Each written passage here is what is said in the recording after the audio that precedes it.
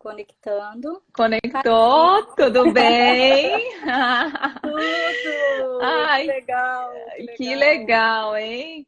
Que satisfação enorme estar aqui com vocês hoje, dividindo essa live com a doutora Sandra. Eu sou fã do trabalho da doutora Sandra também. Ela é uma ótima advogada, tem renome na área de direito previdenciário, especialista também, né, de direito previdenciário. Ela é coordenadora do IAPE aqui em Santa Catarina, regionalmente, presidente também da Comissão de Direito Previdenciário em São José, professora. Então, a honra é toda minha, que eu agradeço ao Notório Saber e agradeço a você, doutora, para fazermos uma boa live aí, né? É verdade, é verdade. Acredito que vai ser. A gente vai falar de um tema. Eu estava falando com o pessoal antes da doutora entrar, que é um tema que a gente fecha o olho e abre o olho no dia de manhã e a gente já tem várias alterações, né? Então, eu acredito que todo advogado previdenciarista nesse momento está passando por esse conflito, né? De ter que estar se atualizando constantemente com as novas portarias, com as novas regulamentações em relação, principalmente administrativo, né, doutora? Porque São judicial a gente, muitas, é. né? Porque a questão primeiro administrativa, porque a gente tem que ter o benefício, né? Amparado ou negado pelo INSS. Então, acho que hoje a maior preocupação de todo advogado previdenciarista é essa questão administrativa, que a doutora é PhD, né? Fala sério. Mais ou menos. Não vamos criar muitas expectativas, porque assim, é todo dia uma orientação nova. Então, para acompanhar, não é fácil, independente de que lado esteja. Está no INSS, está no CRPS, está na advocacia, tem que ter sangue nos olhos, né, doutora? Tem, Como tem. dizem os bons, não Tem é que ter. fácil. Não, não é. É, Então, assim, doutora, eu gostaria de estar falando sobre o benefício em espécie, primeiro, antes da gente falar sobre as portarias e as regulamentações que essas portarias trouxeram. Eu sempre parto daquele pressuposto que quando a gente está falando com o público, a gente não está falando só para pessoas que entendem da área previdenciária, né? verdade. A gente pode estar falando com pessoas que estão começando agora na área previdenciária, ou advogados que não têm expertise na questão do auxílio-doença, no requerimento em si, porque cada benefício previdenciário ele é diferente e ele tem a sua, digamos assim, a forma, né, dele ser requerido de forma diferente também. Sim. Então, talvez o que eu fale aqui para muitos não seja nenhuma novidade, mas eu acredito que para alguns vai acrescentar e vai estar ajudando também, Com que é toda o nosso certeza. que é o nosso intuito, né, doutora? Então, Sim. antes de a gente falar das portarias, eu quero estar falando sobre o auxílio-doença em espécie, né? Nós sabemos, é de reconhecimento notório, que a gente teve a emenda constitucional número 103, que trouxe algumas modificações. Eu trouxe na questão do cálculo, principalmente da regra, da média, né? Do cálculo, né? Que não é mais 80% e 100%, mas eu vou deixar com a doutora para falar dessa questão do cálculo em si. Eu vou falar sobre a questão da emenda 103, que não trouxe muitas diferenças, né? Muitas modificações em relação ao benefício, talvez na nomenclatura, mas também a gente não encontra nenhuma mudança em si, em toda a emenda, em relação ao nome do benefício, né? A gente tem lá no artigo 201, do inciso 1º da Constituição Federal, que traz, né, uma mudança, né, que falava em doença e agora incapacidade, né? Então, tanto capacidade permanente como a incapacidade temporária, né? Então, a gente pode falar aí tanto do benefício do auxílio-doença, que pode ser auxílio-acidente, incapacidade, né? Ou a gente pode estar falando também da aposentadoria, que antes era aposentadoria, né, por incapacidade e hoje seria a aposentadoria, antes era aposentadoria por invalidez, agora aposentadoria por incapacidade permanente, né? Então, a gente pode falar dessas duas formas, né? Mas em relação ao auxílio-doença, ele não trouxe grandes modificações à emenda constitucional número 103. Para quem não sabe, o benefício previdenciário, ele está lá no artigo 59, né, da Lei 8.213 de 91, que é a nossa lei de benefícios, né? Então, para quem quer advogar na área, é importante dar uma boa estudada na lei, ela é bem extensa, mas ela é importantíssima. Então, tá lá falando que o auxílio-doença ele é devido para as pessoas, né, que estão incapacitadas temporariamente, por incapacidade temporária ou total, né, durante acima de 15 dias, né? Ou seja, no 16º dia, essa pessoa, ela já ela já vai ter que buscar o INSS, né? O auxílio-doença. Antes dos 15 dias, a pessoa ela pode requerer o benefício. O benefício, quem paga, no caso, seria o empregador e não o INSS, né? No 16º dia, a empresa pega o segurado, ó, procura o INSS, e lá eles vão um perito do INSS, o perito administrativo, vai ver qual vai ser o tempo que aquela pessoa vai ficar em auxílio-doença, né, doutora? Não sei se a doutora quer complementar com alguma coisa. Não, exatamente isso. Em relação à nomenclatura ali, né, que agora é benefício por incapacidade temporária ou benefício por incapacidade permanente, só registrar que eu acho que foi muito interessante. É uma coisa que a emenda constitucional ela tem uns pontos bons também. A gente, quando e quando a gente tem a oportunidade, a gente tem que elogiar também. Em relação à nomenclatura, foi muito bom, porque o auxílio-doença, as pessoas tinham a falsa percepção de que se ela tivesse uma doença, ela teria direito ao benefício, né? Quando na verdade é incapacidade. Então agora ficou claro, benefício por incapacidade temporária. Tu trouxe pelo menos a forma correta agora, né? Para o leigo, né? Para ele saber que o benefício de incapacidade, ele é uma cobertura da incapacidade, não da doença. Então, muitas pessoas que estão doentes, elas perguntam se tem direito ao auxílio-doença. Não, não tem. Tem Exatamente. direito ao benefício se você tem incapacidade para suas atividades habituais.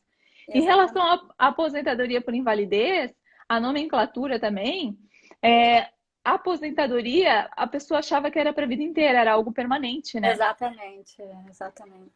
E não é. Então, um benefício por incapacidade permanente, ele pode ser revisto a cada 2 anos. Então, isso eu acho que ajuda, assim, ter um melhor o senso comum das pessoas em relação aos nomes agora. Principalmente a pessoa leiga, exatamente a pessoa leiga. Então, assim, é bem importante que quando a gente for, eu digo sempre, né, quando eu dou alguma aula, quando eu faço alguma palestra, que nós, advogados, somos o primeiro juiz da causa. Sempre. Justamente. Quando a gente for atender um cliente, ainda mais um cliente que está tão hipossuficiente no sentido de fragilidade, a gente tem que levar para esse cliente a melhor forma do direito. Então, quando a gente for analisar, a gente precisa saber exatamente o que a doutora agora falou, que nem toda a doença, ela gera incapacidade.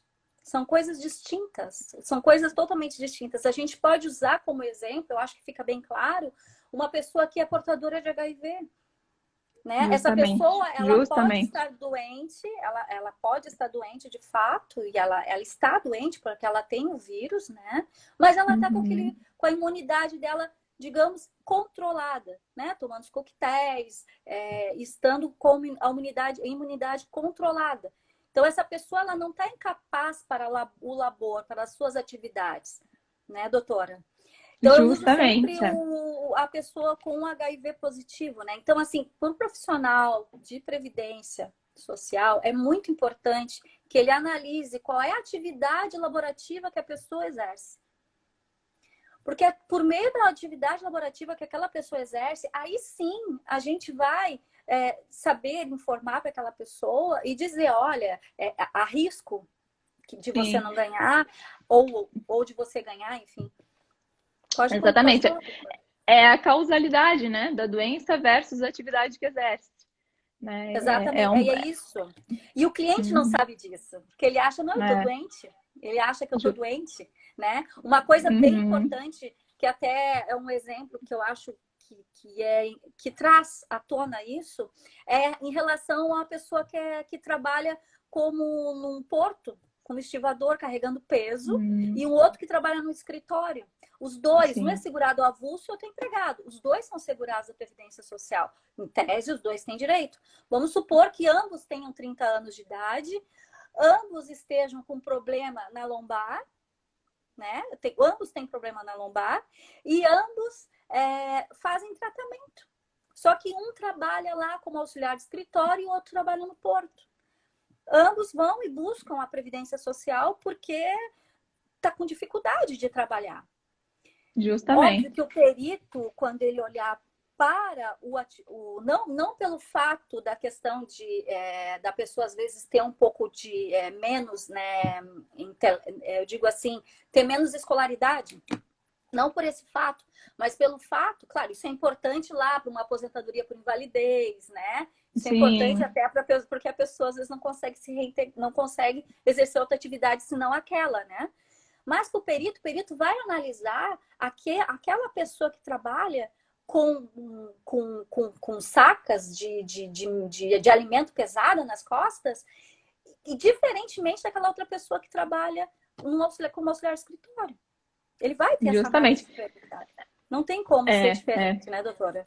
E aí, com isso, o perito ele pode vir a dar o benefício, né? Porque o cliente sempre nos procura querendo que a gente saiba a receita do bolo, só que a gente não sabe a receita do bolo, né? Então, lá o avulso, ele pode, né? O segurado avulso, ele pode ter o benefício deferido, em detrimento do segurado empregado não ter ou ter por menos tempo. Ou o perito pode dizer assim, não, olha, pode te curar com um analgésico, você fazendo fisioterapia, você andando, ficar sentado 30 minutos e anda 10 minutos. Tudo isso, o perito ele pode vir a analisar na hora de fazer a análise, né, doutora? Justamente.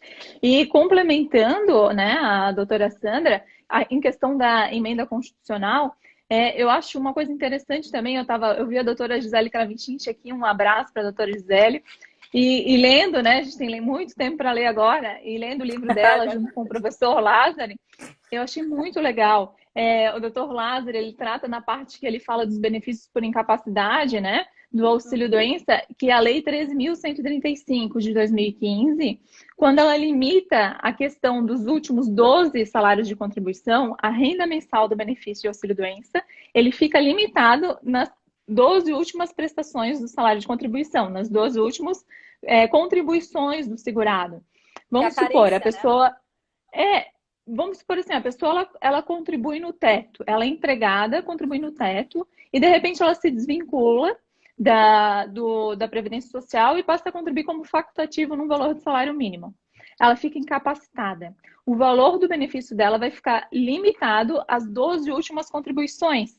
Então, se ela teve o azar das 12 últimas contribuições, ela recolhendo o salário mínimo, ela vai ter um benefício de um salário mínimo. E a emenda constitucional, eu achei interessante quando ele colocou que essa questão está superada pela emenda constitucional. Por quê? Por causa da questão do descarte, né? Então, como a gente pode descartar as contribuições inferiores, por que não descartar então, as 12 últimas contribuições? Então, acho que vai de encontro ali na questão da lei, né? Que não seria, eu acho, recepcionada, então, pela emenda constitucional. E outra questão também dos benefícios por incapacidade é em relação à carência, que sofreram inúmeras alterações, né, doutora? Muitas. Várias MPs, né? Desde a 739 de 2016, que terminou com o período de carência dos benefícios, porque a pessoa, quando perde a qualidade segurada, quando ela volta a contribuir para a Previdência, ela precisa ter um número mínimo de contribuições para readquirir aquelas carências anteriores, o período de carência anterior. Exatamente. E teve uma porção de MPs que mudou, né? Uma diz que um quarto, 12 meses, volta tudo de novo aos 12, volta ao quarto, volta a metade. Agora está valendo a metade, de acordo com a Lei 13.846 de 2019. E a Constituição Federal, né, no artigo 62, parágrafos 11 e 12, ele diz que a MP, ela tem validade no período de vigência. Então, é uma coisa que o advogado ele tem que parar para analisar quando o benefício ele é indeferido lá no INSS, se além da incapacidade, a pessoa preenche o período de carência nesses períodos ali, né? Porque às vezes o INSS indefere porque não tem a incapacidade, mas ele não olha os outros quesitos em relação à carência, em relação à qualidade de segurado. Então, é um trabalho do advogado analisar se, além da incapacidade, não cai no período ali de uma MP, desde quando que são os documentos médicos. Então, o auxílio-doença parece fácil. Exato, né?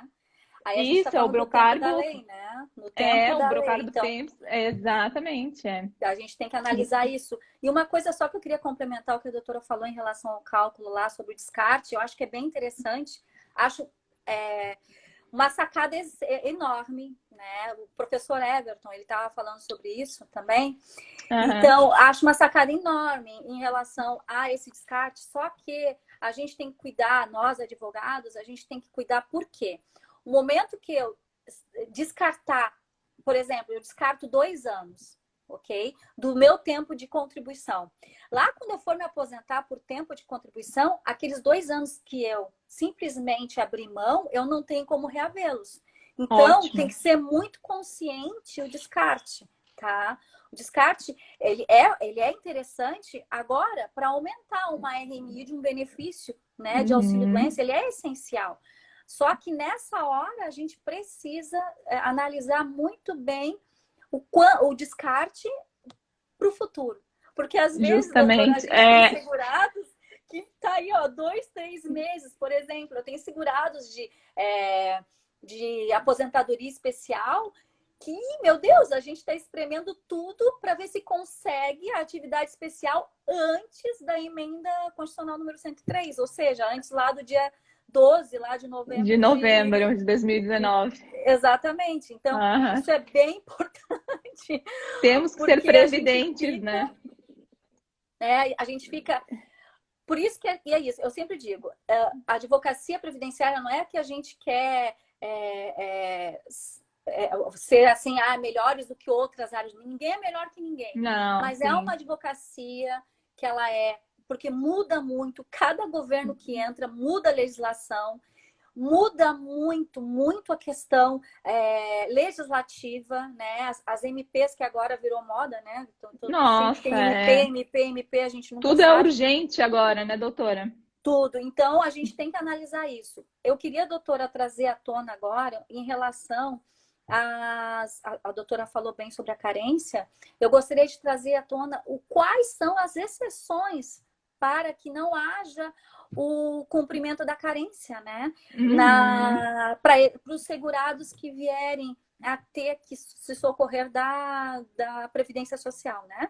Certo. A gente está falando aqui, na realidade, existem 3 possibilidades, né? Da pessoa não precisar cumprir a carência. Uma delas é quando ela sofreu um acidente de qualquer causa, de qualquer natureza. Outra, quando for, né, algum acidente em relação ao trabalho, no meio ambiente de trabalho.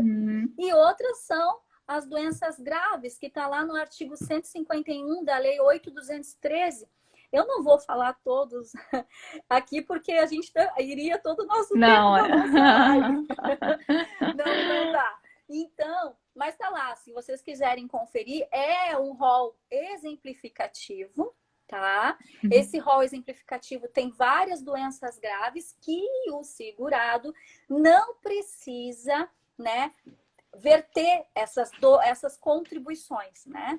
Então, bem importante, gente, assim, ó, se o segurado ele for acometido de uma doença grave antes da DID, tá? Antes da DID, tá? Quer dizer, a doença grave, né, foi cometida antes da inscrição, né? Antes da filiação dele. Social, exatamente, antes da inscrição. Essa pessoa ela vai ter que ter o tempo de carência. Se for depois, aí sim, a pessoa não precisa ter esse tempo de carência. Então, a gente tem que cuidar bastante disso. A incapacidade não pode ser anterior ao ingresso, né, no regime geral. Exatamente. Ela não pode, a inscrição, né, desse segurado, ela não pode ser, a doença, ela não pode ser antes da inscrição desse segurado junto à Previdência Social, né? Aí entra a questão do coronavírus, né? Que é o que a gente veio falar hoje, né, gente? Pode ficar à vontade, doutora. Se deixar, eu falo. Tá. Antes da gente adentrar assim, no tema, eu gostaria só de falar um pouquinho antes da emenda constitucional e mandar um abraço, né? Eu vi ali o doutor Everson, meu marido, acenando um monte. Um beijo, meu marido Diego, a Juliana, todo mundo que está acompanhando a gente, um grande beijo, tá? Obrigada por acompanhar. Tá acompanhando a gente. Mandem perguntas. Gisele. Não muito difíceis que a gente precisa responder hoje. Mandem perguntas tranquilas, né? Sim, Mas, enfim, em relação à emenda constitucional, uma coisa que mudou significativamente nos benefícios por incapacidade é em relação ao valor do salário do benefício. Eu acho que é isso que a gente tem que deixar claro. Por que eu digo isso? As pessoas elas estão requerendo o benefício agora, né, de auxílio-doença. Eu estou chamando de auxílio-doença ainda, gente, porque as normativas internas do INSS tratam ainda como auxílio-doença. Então, eu não vou aqui botar benefício por incapacidade temporária, para a gente se entender mais fácil. E a pessoa que for requerer agora esse benefício de auxílio-doença, ela vai ter uma antecipação, como a gente vai falar mais para frente, né, doutora, do valor de um salário mínimo. E depois, quando ela for receber o retroativo, ela vai ver, peraí, o que aconteceu com o valor do meu salário do benefício? É que as pessoas não se deram conta que a emenda constitucional vai reduzir o valor do salário do benefício, né? Então, de repente, se a pessoa ela já recebia um benefício antes, vai receber um agora de novo, ela vai ver uma diferença no valor do benefício. Como a doutora colocou, antes tinha o cálculo da média, né? Desde a competência julho de 1994, quando mudou para o plano real, até os dias de hoje, pegavam-se os 80% maiores salários de contribuição da pessoa, fazia uma média aritmética simples e era o valor do salário do benefício. Ou seja, havia um descarte dos 20% menores salários de benefício. Aí vem a emenda constitucional e diz 26.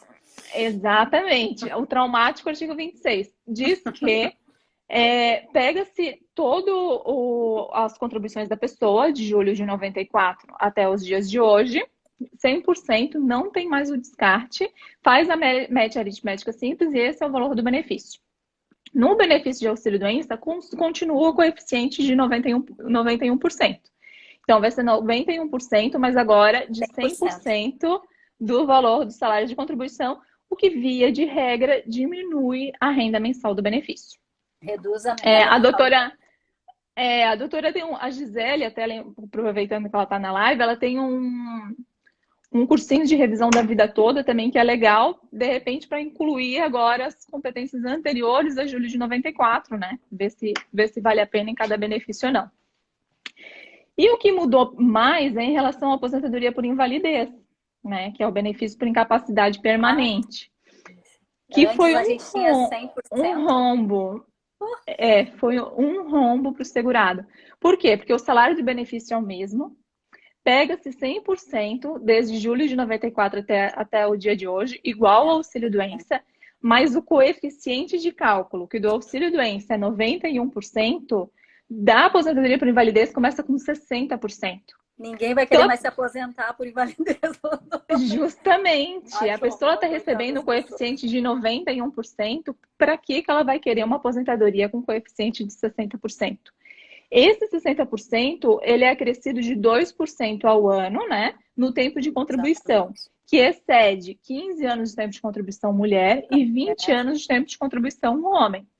Mas pensam assim, a doutora Sandra, uma mulher jovem, tem pouquinhos anos, né? Tem ali 2, 3 anos de contribuição e vai precisar de uma aposentadoria por invalidez? Espero que não, mas imagina, 60%. E contribuir no teto, né? A doutora Sandra é uma ótima advogada, sempre contribuindo no teto, e depois vai receber ali um valor de 60%, é muito drástico mesmo. Porque são 15 anos, né? Via de regra, se tu fizer um cálculo pela idade, tu precisa ter 15 anos de contribuição e o que exceder 2% ao ano, né? Aí tu vai somando para ver quanto que vai ser o valor do benefício, né? Em relação a percentual. Aproveitando aqui, já que a doutora falou em curso... E deixa eu só fazer tá, pode falar. Depois eu faço ia falar sobre o meu curso de regras de transição, que está no Notório Saber, para quem quer aprender. Legal. Como é que vai fazer essas questões, né, de percentual. Tudo a ver com o tema. Tudo a ver com o tema. Ótimo. Aproveitando, tá lá para venda. Eu vou comprar o curso, viu, doutora? Vai lá e compra mesmo. Me ajuda que me ajuda a comprar o seu. Eu tenho um também lá, que é do processo administrativo previdenciário. Tem mais ou menos a ver com o tema aqui também. E então, voltando no assunto, em relação à emenda constitucional, o valor do benefício, a exceção é a aposentadoria por invalidez, quando ela é decorrente, né, de acidente do trabalho ou de doença desencadeada no meio ambiente de trabalho, que seria doença profissional, que o coeficiente de cálculo do benefício, então, ele seria de 100%. Então, vai ter muito pedido, né, de revisão de benefício para conceder o benefício na espécie acidentária. Então, às vezes, quando tem a concessão de um benefício agora, vai pedir, a partir de agora, a concessão do seu cliente, verifica se já não tem causalidade. Antes de O tudo, tem nexo causal, né? causalidade? Exatamente. Justamente por causa da renda do benefício, se vir a se tornar uma aposentadoria, né? Porque se for auxílio-doença, não vai mudar, o coeficiente é igual de 91%. Mas se transformar numa aposentadoria por invalidez, a queda vai ser bem brusca. Né? Então, de repente, já vale a pena instruir um processo desde o início para se encaminhar para um melhor benefício depois, né? Também tem aquela questão, né, doutora? Se a pessoa está em auxílio-doença antes da emenda constitucional, então tudo tem que ser analisado, né? Tudo tem que ser analisado quando que a pessoa estava, né, em auxílio-doença, até para requerer, né, fazer um pedido, né, de auxílio-doença ou outro pedido de outro benefício que seja, que se a pessoa julgue correto, né? Que o advogado julgue correto naquele momento, que se adeque melhor para aquele segurado, né? Doutora, Justamente. eu não sei se a doutora quer falar mais alguma coisa do benefício em espécie. Não, por mim está Eu superado, acho que a doutora. questão. Não sei... É porque a questão do cálculo do benefício, realmente, do benefício de auxílio-doença, é só em relação realmente aos que não são mais Ao os salário do... 80%, né? Agora são Isso, 100%, né? O isso. percentual continua o mesmo, né? De 91%, Um então coeficiente, aham. continua o mesmo, né? Então, em relação, eu já vi várias pessoas fazendo perguntas sobre as portarias aqui. A pessoa tem Ah, vamos, bastante dúvida, mas a gente já vai chegar lá, tá? Aham. E a Vamos gente lá, não pode. doutora. Vamos para 10 Começa, horas. estreia Vamos. então já a primeira portaria. A doutora quer falar da portaria 16 de março de Mas eu acho 2020, a que antes portaria... da gente falar, a gente tem que falar sobre a MP 927. Eu acho importante a gente falar sobre essa Tá. MP 927. Por quê? Aham. Porque houve, né, antes a MP 927 falava, né, que eu estava falando antes sobre o artigo 151 da Lei de Benefícios, que não traz no seu rol exemplificativo a questão do Covid-19, né? O Covid-19, ele não está ali, ou seja, então ele não é uma doença grave. Então, o segurado, conforme a É. lei, a MP 927, a pessoa precisa, né, comprovar o nexo causal. Né? Ela precisa, antes do entendimento Do do STF. STF. Tá? Então, antes a pessoa precisava comprovar o nexo causal. Imagina comprovar o nexo causal de uma pessoa que trabalha em serviços essenciais, que faz atividade de serviços essenciais, e como que essa pessoa vai comprovar? A pessoa, ela pega um ônibus, a pessoa, se é de São Paulo, ela pega um trem. É. Como é que essa pessoa vai comprovar que ela, né, contraiu o coronavírus no ambiente de trabalho? É quase impossível. Quase Para mim, eu não impossível. consigo. Para mim, É. fica só se alguém se contaminou, enfim, mas aí é muito discutível, né? Muito É muito subjetivo, né? subjetivo. É. Então, o STF, ele entendeu, tá, que todos os profissionais, e nada mais do que justo, porque eles estão na linha de frente, então, todos os profissionais da saúde, médicos, enfermeiros, enfim, né, técnicos de enfermagem, e as pessoas que trabalham em serviços essenciais, que são as pessoas motoboy, eu acredito que Uber também não deixa de ser um serviço essencial, pessoas que trabalham em farmácia, supermercado, todas as pessoas que trabalharam enquanto estava todo o comércio fechado, né? Aqui, por exemplo, em Florianópolis, essas pessoas, elas têm o direito ao auxílio-doença e não precisa comprovar o nexo causal. Né? Não há necessidade da comprovação do nexo causal. Então, para mim, essa decisão, que foi uma decisão conjunta de várias ADI, ação direta de inconstitucionalidade, que foi julgada pelo STF, e, gente, foi agora, dia 29 de abril. Então, assim, olha como a coisa... E, assim, Não para. a MP 927 é de março de 2020. Ou seja, um mês praticamente depois, a gente já estava com uma mudança. E que bom que teve essa mudança. Como eu digo, nada mais do que justo que esses profissionais tenham, pelo menos, um nível, um pouco de segurança social, né? Essa assistência social que o INSS tem que prestar para essas pessoas, né? Claro, salvo as pessoas que são concursadas, enfim, é o regime próprio de previdência social. Doutor, eu acho que falamos, né, especificadamente sobre o benefício de auxílio-doença, né, o benefício em espécie, trouxemos algumas novidades em relação ao cálculo, em relação ao descarte. Eu acho que é legal a gente passar para as portarias agora, né? Que eu acho que é mais interessante, né? Então, gente, porque como são várias e tem vários números, eu não decorei todas. Então, eu vou ter que dar uma olhadinha. É impossível, da portaria, tá, gente? Ainda bem que você não decorou. Eu ia dizer, como assim? Só eu que não consigo Não decorar. Não tem como. Então, a gente tem a portaria número 522, agora de dia 27 de abril de 2020, tá? Essa portaria, o que essa portaria traz para nós? A prorrogação do benefício de auxílio-doença. Inclusive, hoje, a doutora Bruna, antes da gente fazer qualquer trabalho, a gente conversa, a gente troca ideias, até porque a gente quer trazer o melhor conteúdo para quem está, por respeito para as pessoas que estão nos assistindo também, né? Então, eu e a doutora Bruna conversamos e veio um questionamento exatamente em relação a essa portaria, assim, sabe? Caiu na nossa cabeça, assim. E foi muito interessante, porque a prorrogação dessa portaria, ela é em relação ao Covid, né? Ela foi emergencial, por quê? Porque lá na instrução normativa número 90, dizia que a pessoa poderia fazer a prorrogação até 2 vezes, né? Do benefício de auxílio-doença. E a portaria, ela se estendeu a prorrogação em até 6 vezes, ou seja, a pessoa, é muito importante isso, porque esse foi hoje o tema, hoje foi o questionamento, porque assim, ó, a portaria, ela não está isentando a pessoa que está incapaz e que está em auxílio-doença de requerer a prorrogação. A pessoa, ela tem que fazer o requerimento da prorrogação. Justamente. E tá lá, tá a instrução normativa número 77, né, que é a instrução do INSS, lá de 2015, no artigo 304, e também na IN 90, lá no artigo 1º, que diz que a prorrogação ela tem que ser feita 15 dias antes da data de cessação do benefício da DCB.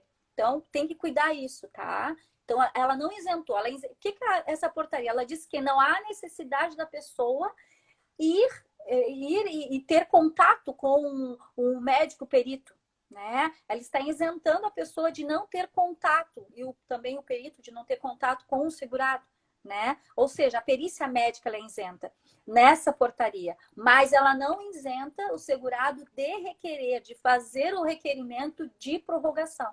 Então, isso tem que cuidar bastante. É uma prorrogação automática, no sentido de que a pessoa não vai passar pela perícia médica do INSS, mas ela tem que ser feito o pedido. Por isso que a portaria diz até 6 prorrogações, porque a pessoa pode pedir até 6 prorrogações do benefício de auxílio-doença, né? Quando ele já for concedido, quando ele já tiver sido concedido. Em relação também às portarias, eu acho muito importante a gente mencionar que o serviço do INSS, ele está sobre o plantão reduzido até dia 22 de maio de 2020. Né? Esse plantão reduzido é só para atendimento, para informar as pessoas de como se faz os protocolos por meio remoto. Então, a instrução é não ir na agência do INSS. Em qualquer dúvida, liga 135 e todo o trabalho ele é feito remotamente. Então, essa é a portaria, a última agora, né, de 29 de abril de 2020, a portaria número 13, que prorroga o atendimento do INSS para 22 de maio de 2020 por meio remoto, né? E foi suspenso, então, todo o atendimento do INSS presencial, inclusive a perícia médica. Aí a primeira pergunta que me fizeram e agora, né? Se foi suspensa a perícia médica, eu vinha recebendo um benefício de auxílio-doença, suspendeu a perícia médica, como é que vai, o que eu vou fazer? Para essas pessoas que vinham recebendo o benefício de auxílio-doença previdenciário ou acidentário, e na data da perícia médica período de pandemia, o benefício vai ser prorrogado automaticamente. Então, há uma prorrogação automática. Prestem atenção na DCB do benefício, senão vai ter que ser pedido, como a doutora falou, daí a prorrogação automática de novo, que entra nas 6 prorrogações. Porque as pessoas estão pensando que a gente está em época de pandemia e o benefício ele vai ser prorrogado até voltar ao atendimento normal e até ser submetida uma perícia médica nova, quando na verdade não é. Há necessidade desses pedidos de prorrogação. E a informação... quer falar, doutora? Não, pode falar, pode falar. Tá. E a informação é que nenhum benefício vai ser suspenso ou encerrado quando a pessoa já estava com a perícia médica marcada. Então, ele vai ser prorrogado automaticamente. Teve algumas pessoas que tiveram benefício cessado pelo INSS de forma errônea, equivocada, tá? Porque o próprio sistema ele já foi retirado aquela tarefa que a gente diz, né, de Exatamente, foi indeferimento retirado. automático por não E isso está até comparecimento à numa perícia portaria, né, médica. doutora? Essa está numa portaria, né? Salvo Tá engano, eu nessa. acho que é a portaria 9381. Essa tá na portaria, agora eu não me recordo. É 8.024, eu acho também, É de 19 de 8.024, março. exatamente. É, né? Isso. Uhum, É muitas 8.024. portarias. Aham. A informação do INSS é que se a pessoa teve esse benefício encerrado ou cessado, né, e com perícia médica marcada, eles informaram que no mês subsequente a pessoa vai receber o benefício de volta, ele vai ser restabelecido no mês subsequente. Se não restabelecer automaticamente no mês subsequente, eu sugiro então que faça um recurso. Agora eu vou vender o meu peixe, faça um recurso, Conselho de Recursos da Previdência Social, né? Ou então procurem a doutora Sandra, um advogado, como vocês são, e façam uma ação judicial. Mas, de qualquer modo, o segurado não é para ficar no prejuízo, não tem esse prejuízo, né? Se ele já estava com a perícia médica ali marcada. Eu acho que dessa portaria, essa 8.024 de 19 de março, é mais ou menos isso, né? O atendimento ele foi prorrogado para 22 de maio e as pessoas que estavam com a perícia médica marcada, isso é bom deixar claro, elas não vão ser prejudicadas, né? Mas depois Não. vem a próxima portaria, que se a doutora quiser começar a falar, que Eu fala ia sobre falar sobre a antecipação. portaria 373, que fala lá Tá. da suspensão, né? A suspensão Ah, da perfeito. prova de vida, né? Tá, Eu acho que é uma perfeito. portaria bem interessante, principalmente para as pessoas que são leigas, né? Ou as pessoas que estão chegando agora. Porque o que acontece? Os bancos, né, as pessoas onde a pessoa recebe, né, o seu benefício, elas têm que fazer prova de vida para continuarem recebendo esse benefício. Por quê? É uma forma de se evitar fraudes, né? Então a gente chama de pente fino, né? O professor Hélio Gustavov que diz assim: nome feio, pente fino é para tirar pior. Mas é É verdade, é um inadequado, nome é feio pra inadequado. caramba. Então, o que acontece? Essa portaria, ela fala que o segurado que não conseguiu, né, que deveria ter feito nesse prazo, né, até diz aqui, ó, o prazo, a competência é de 3 de 2020 a 6 de 2020 e o pagamento é de 25 de 3 a 7 de 7 de 2020. Então, esse é o prazo que a pessoa deveria ter feito, né, a prova de vida no banco ou no próprio INSS e não foi feita a prova de vida. Essa pessoa não vai deixar de receber seu benefício, ela vai continuar, vai permanecer recebendo seu benefício, só que ela tem um prazo de 120 dias para fazer esse requerimento do benefício previdenciário. Né? Para fazer o requerimento, não, para fazer a prova de vida junto ao órgão bancário. Então, não se preocupa que você não vai perder, né, o seu benefício de aposentadoria, né, por exemplo, que geralmente é aposentadoria por invalidez ou outros tipos de benefício que precisa fazer a prova de vida, né, doutora? Eu acho Sim, bem interessante essa é portaria. importante, Ela muito é bem importante. importante para a gente poder estar falando, né, doutora? Aham. Porque é algo assim, o que a gente mais vê hoje são as pessoas com dúvida em relação ao procedimento. Né? Sim, Hoje mesmo, as pessoas vão no meu INSS e não. E foi exatamente o que nós conversamos antes, que vai ser tema tema da própria portaria, dessa própria portaria que fala sobre a antecipação do auxílio-doença, né? Que uhum. antecipa o auxílio-doença.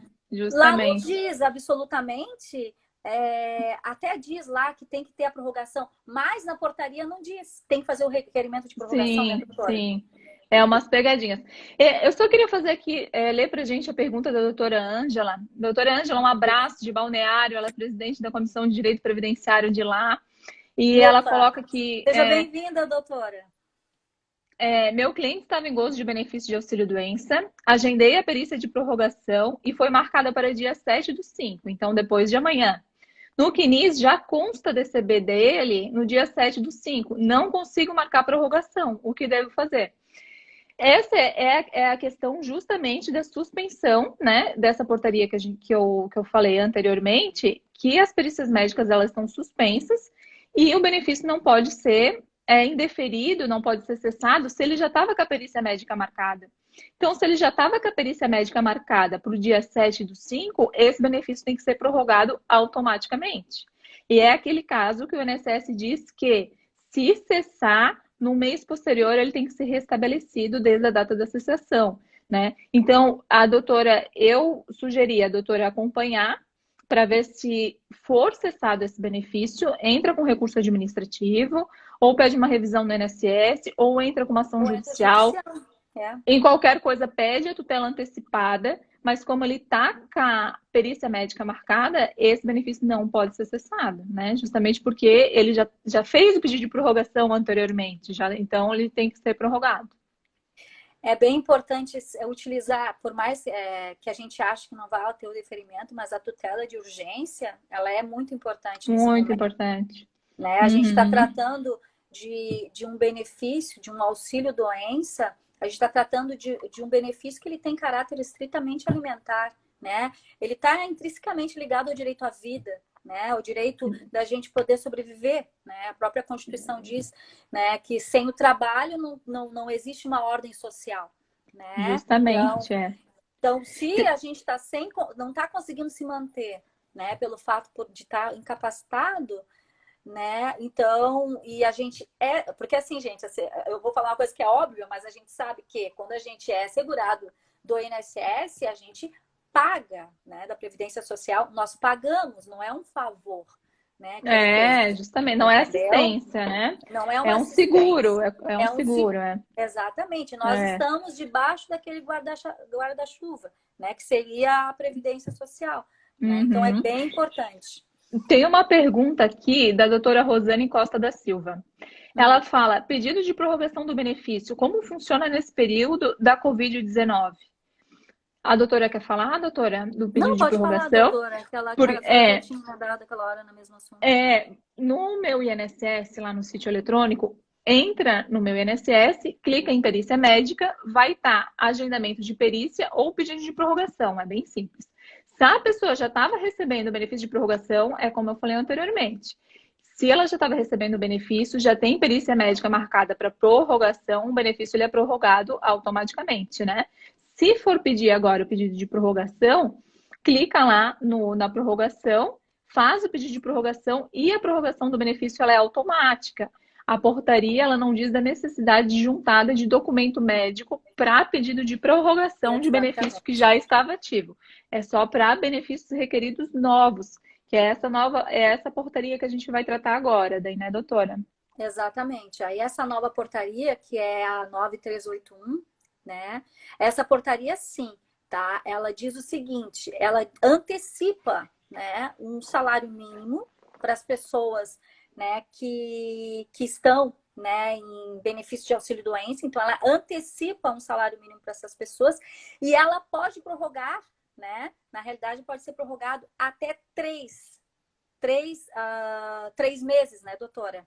Que a pessoa pode receber o benefício de um salário mínimo.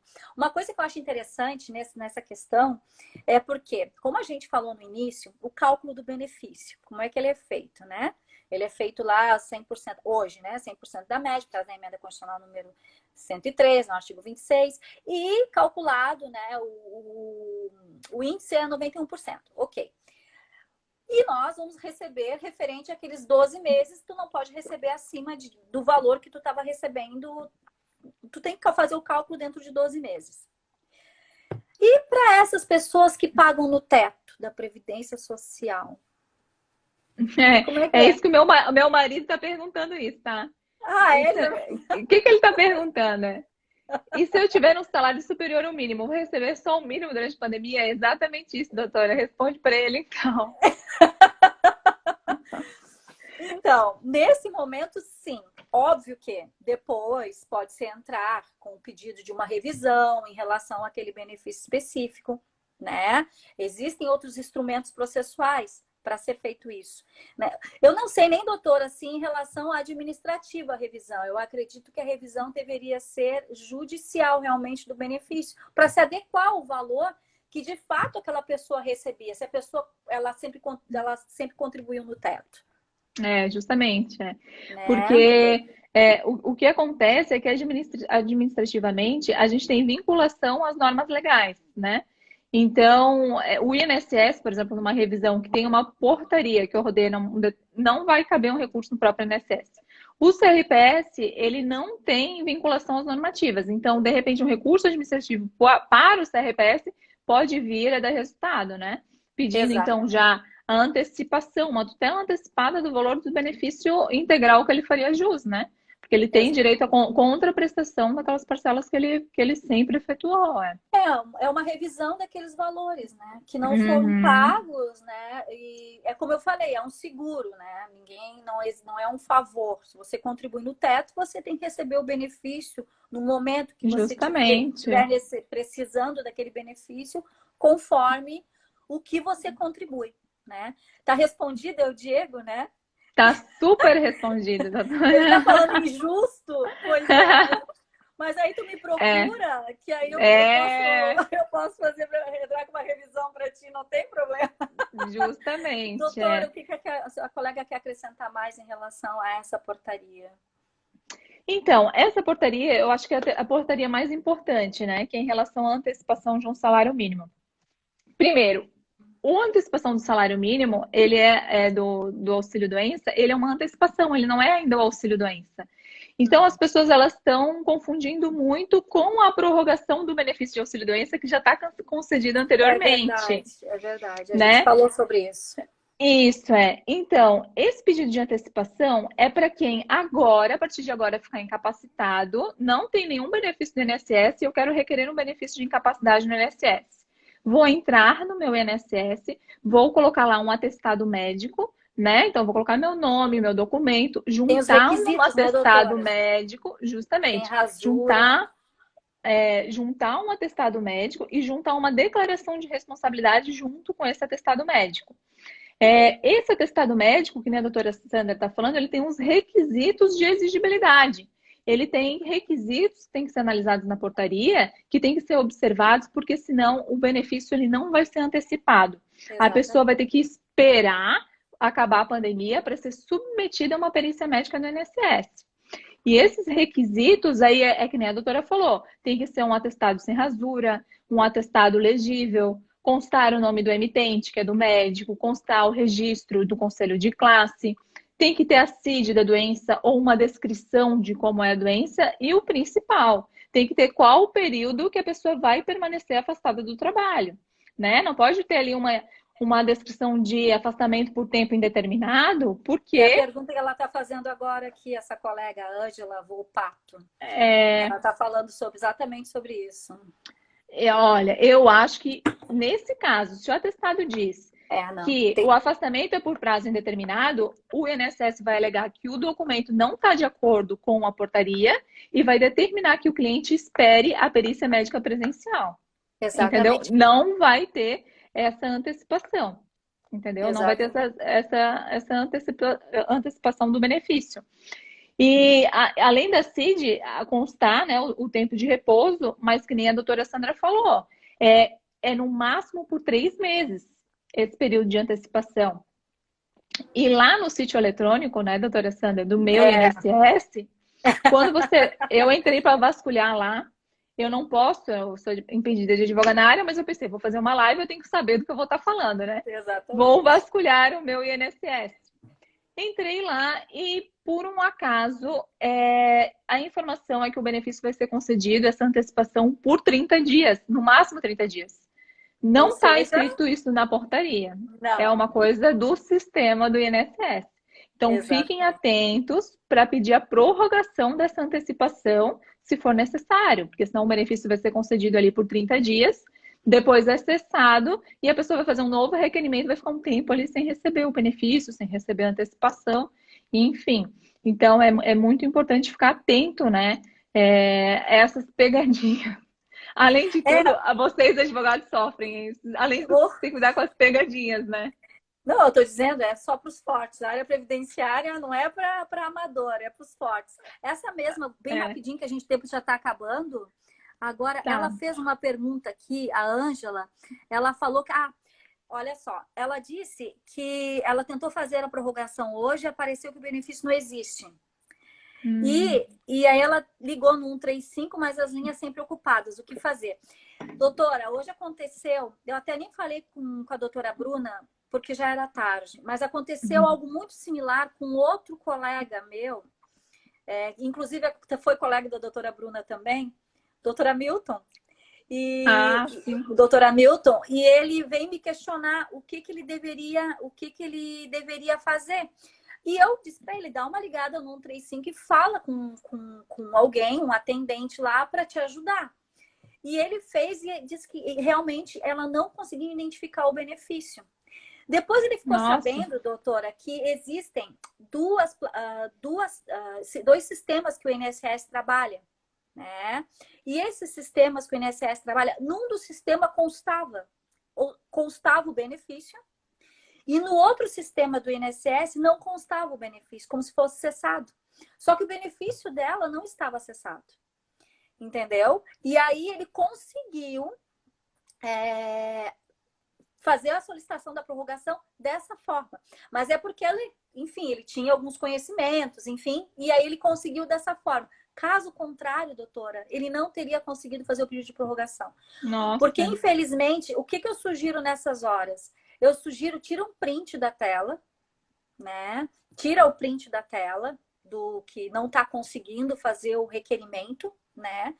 Isso acontece muito com exigência, às vezes as pessoas deixam para cumprir a exigência no último dia, né? Tira um print da tela e vai tentando. Se porventura não conseguir fazer o pedido de prorrogação, que foi o que nós falamos lá no início, que o ideal é que seja feito 15 dias antes, inclusive a própria IN diz dessa forma, você tem uma prova que você tentou.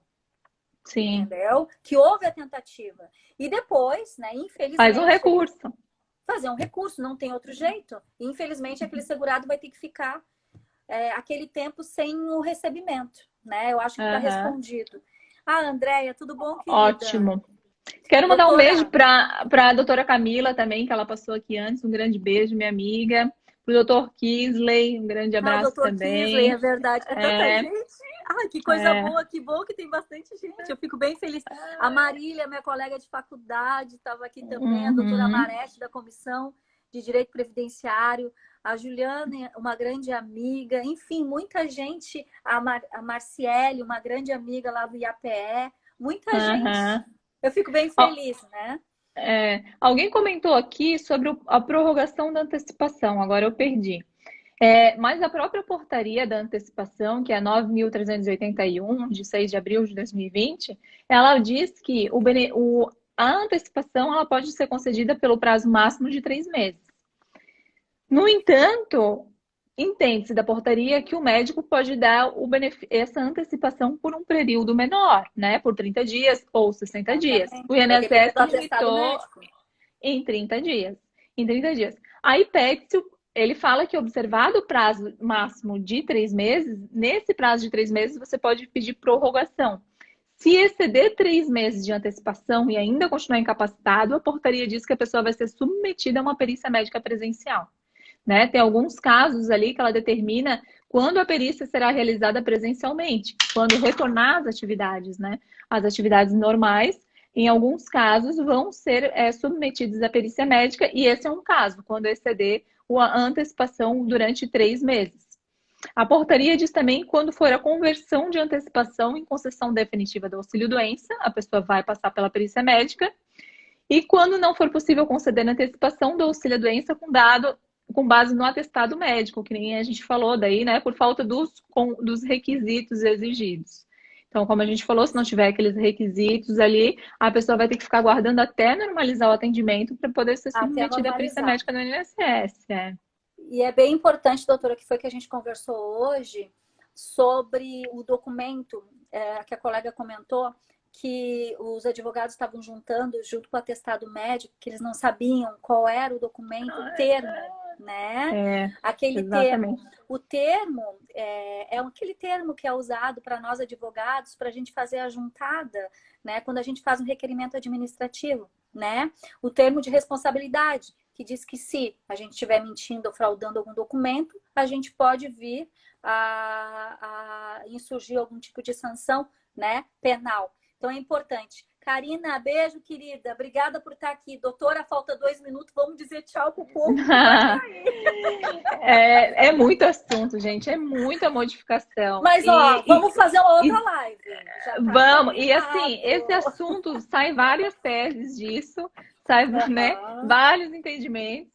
Então, o que a gente tentou, acho, transmitir para vocês é friamente o que diz a portaria e como o INSS deveria agir de acordo com o que está realmente regulamentado nessas portarias.